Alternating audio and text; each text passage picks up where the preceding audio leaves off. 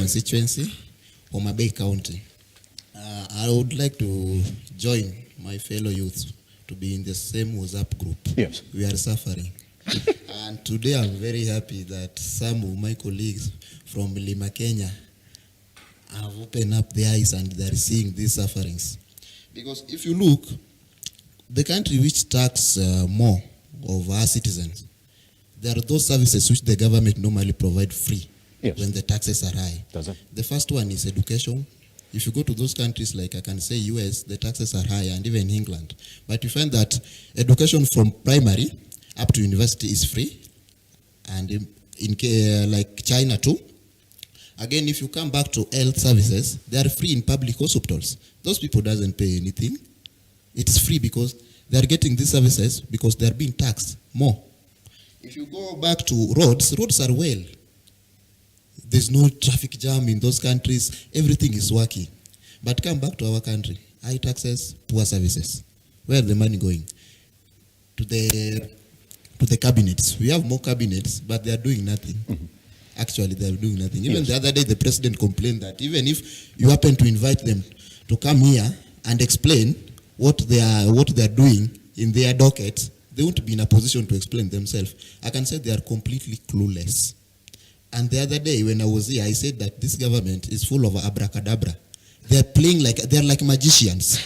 They will tell you that there is fire on this other side. Yes. Life is good, everything is fine. On this other side, there's nothing they're doing. They're just there reluctant waiting for end month so that they can receive their 800 and something thousand monthly salaries.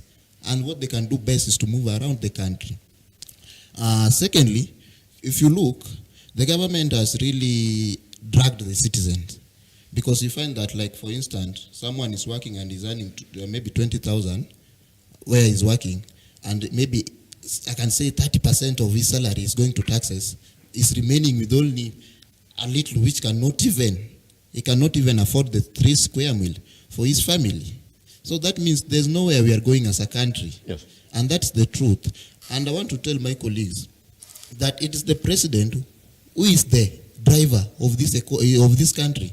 It's the one who appointed these cabinets. So if he sees that there's a cabinet who is not working, he has full mandate to approve that person from that particular seat. Without consultation. Yes, without consultation. And what we haven't said it, what I didn't get from Jimmy, you're going to continue, by the what I didn't get from Jimmy is that if we are agreeing that that's the reality on the ground, if there's a cabinet secretary who's doing nothing and you're complaining about them, and you don't remove them from your government, then we squarely have to lay the blame on you, Jimmy, whether you like it or not.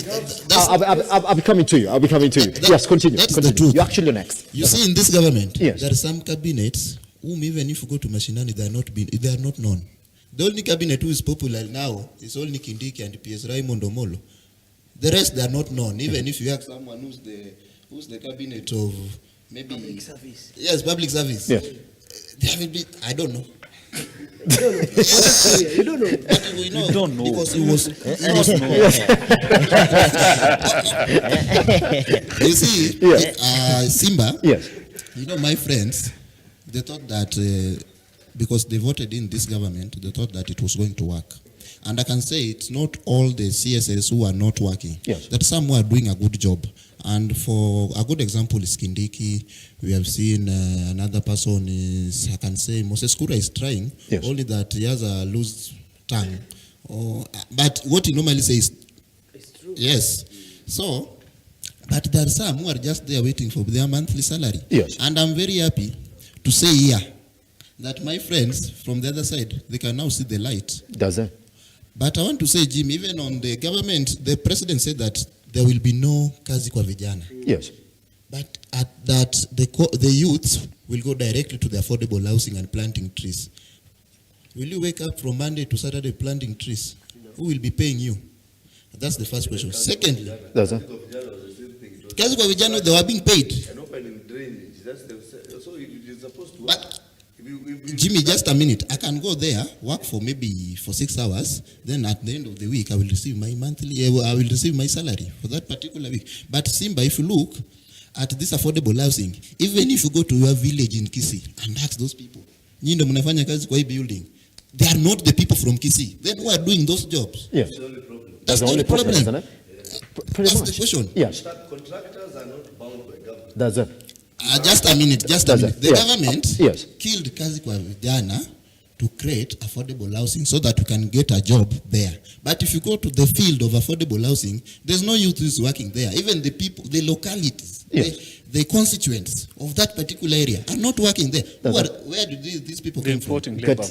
All right. Importing labor. Why yeah? import labor Cheap and we labor, are they here? import cheap That's it. labor, Are yeah. we not cheap so that we can get those jobs? Yes. Here's the reality. I'll be coming back to you. It's a good thing that you've laid ground then for this conversation. Could you pass the mic then to Jimmy? Jimmy, there's a question here. And Ochengo